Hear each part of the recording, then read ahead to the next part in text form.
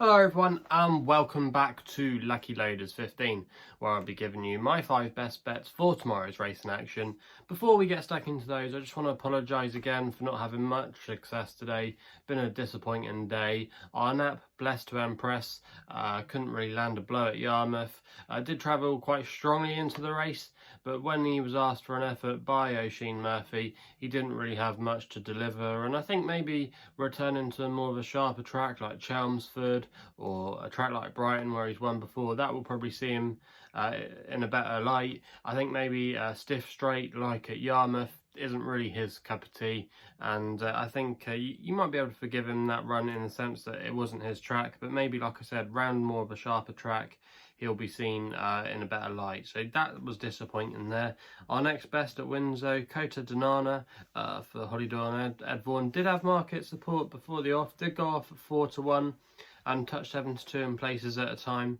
But that filly, she was just so keen and really did blow her chances, I thought, at the start. She didn't settle, and then in the last furlong or so, she did begin to settle. And I would like to maybe see her have a little bit of headgear before I would consider backing her again. I think maybe if they applied a hood or something, maybe that might work. Maybe the connections, Ed Vaughan and the Oppenheimers have sat down before and said, we'll try headgear at home, and maybe she just hasn't reacted well to it. But I'm a bit surprised that they haven't reacted to headgear until now. She's still that keen, and that was very disappointing. And I'd like to see her have some headgear before I'd think about backing her again. So Kota Danana was disappointing at Windsor. And then at Yarmouth, our lay of the day, couldn't have been more wrong about that. Blackheath went and won for Tom Marquand and Ed Walker, and he defied a career high winning mark. He won off 87 today, and the highest mark he'd ever won off before was 84. He didn't really show too much in the fact that he could probably go on and develop, but to be fair to him, he's done the job nicely today. And who knows, he could go in again. And I thought that race actually was a nice little race. There was some good competitors in there that I thought might be able to get him unstuck, in the likes of Deep Intrigue, but he had too much class for him today. And he definitely could go in again for Ed Walker, maybe next time out. Be interesting to see where he goes. And then our long shot at Limerick War Eagle, we put it up at 28-1. There was some market support for it. I saw it at one point go as short as 12-1 with some bookmakers, drifted out to 18-1 in the end, but still shows that there was some support for it. But couldn't really sustain its challenge. It did get put into a prominent position by Joey Sheridan, was just tracking the pace in third place, and I was thinking that was a good move, you know, because last time it came from too far back, being an eye catcher, and I thought today, being in a prominent position, you know, there was no excuses for it, and maybe it just got tired from burning all that petrol at the start, you know, trying to get in a good position from a wide draw. But sometimes I think that's not necessarily a bad thing going forward for the race, because this horse had shown that it got an aptitude for stamina before, and over 1.5 miles, you would have thought maybe it would have had enough to last time. But yeah, it was just very disappointing and given every chance, but it's just the way it goes sometimes. You can have a couple of blank days and then you can have a good day. Just like we had last week, you know, we had a few blank days and then all of a sudden on Saturday our fortunes changed for the better and we had a few winners and we had a 50-1 each way come in. So it's just the way it goes, but hopefully we can end June on a high. We are going to finish June in profit, but hopefully we can finish it on a good day. And we're going to start things tomorrow in the 2 o'clock at Doncaster with one of my extra tips, 9-1 each way at the moment with 4 places. I think William Hill currently paying out 4 places, and there are a few others as well. And I'm going with a horse here called the Great Heir for Tom Eves and Kevin Ryan. Kevin Ryan's horses have been running okay. He's been having some winners of late. And this horse, I think, going back to Doncaster is a really good move. Its 2 best ever races have come at the Yorkshire track, where it won a sales race here as a 2-year-old. I remember I was actually there that day when it won the sales race. I think it won at 33-1. I was doing a bit of work with the Silk Series, working in the press box there. And I remember when he won, and it was a bit of a shock. But still, nonetheless, you know, he's done okay when he's been back to Doncaster. He's only actually ever run at Doncaster once apart from that sales victory, and the only time he did run was last season when he bumped into Mutamatic, who's a 100 rated horse for Roger Varian, and he finished in third place at Royal Ascot in a decent handicap, and he gave him a really good run for his money. Now, on his first appearance this season, we saw him run at Thirsk, and the money was down for him. He was a 5-2 shot. You know, I think he was second favourite for the race, so connections were obviously expecting a good run. And he travelled into the race really nicely, and at one stage he looked like he was going to come and definitely make the frame. But in the last furlong, when he was asked for his effort and even to go and win his race, he just didn't have that change of gear, and I think he needed the run that day.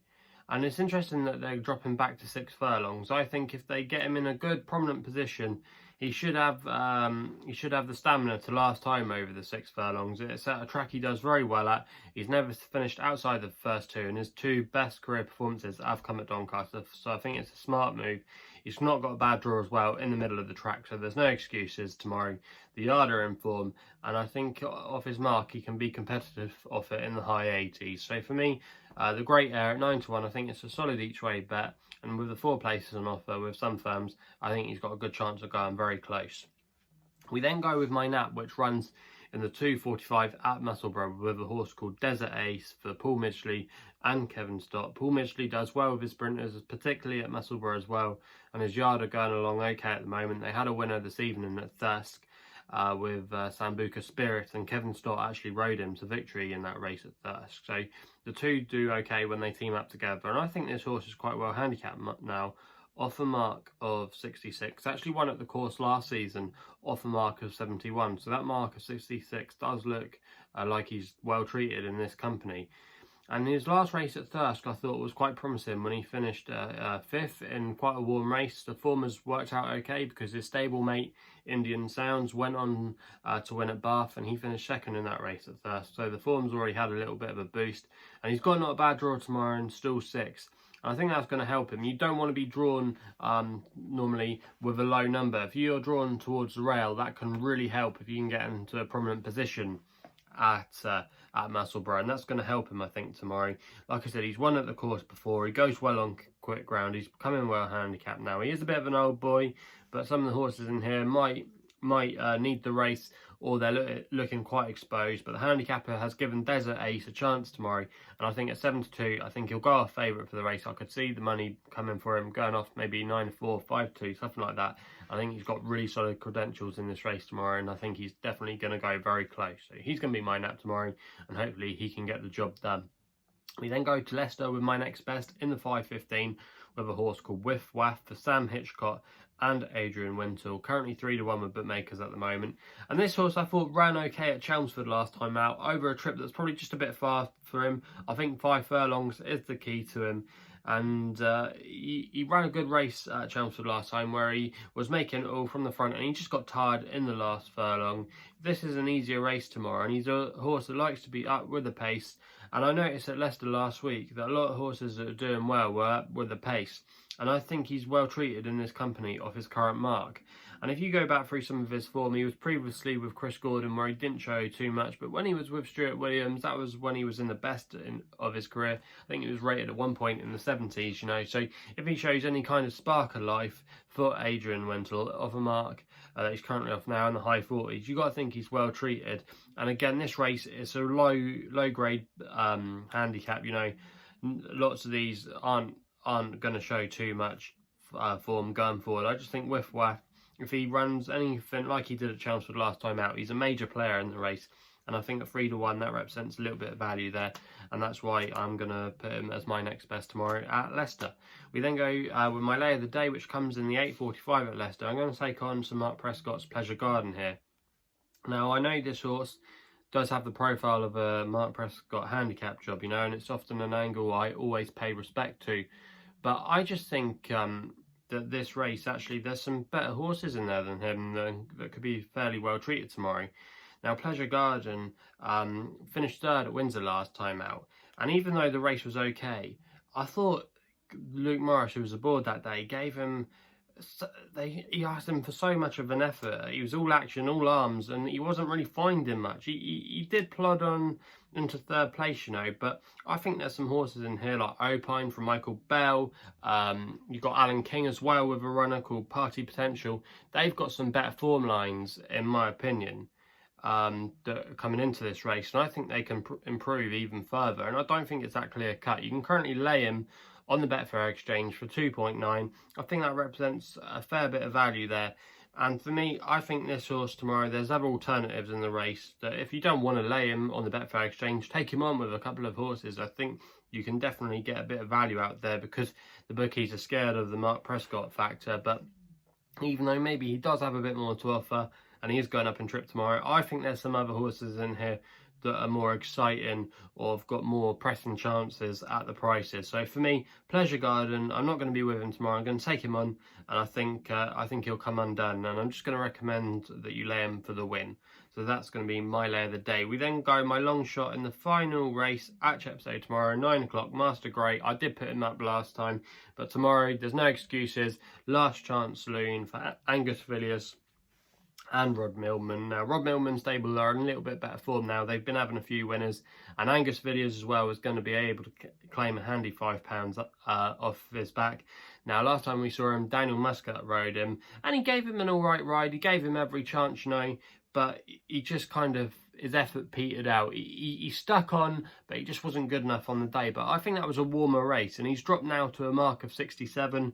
He won off a mark of 68 last year at Salisbury on quick ground. And tomorrow the blinkers are coming back on. He's getting £5 off his back from Angus Villiers. There's a lot more in his favour tomorrow. They're trying to help him win a race, you know.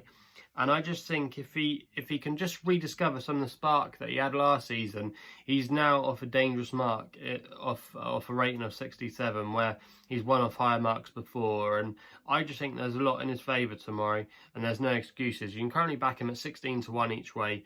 And even though there are one or two nice horses in this, I think Master Grey is well treated in the context of this race. And for me at 16 to 1, I think he represents a good bit of value there. And I wouldn't be at all surprised if there was little market move for him tomorrow.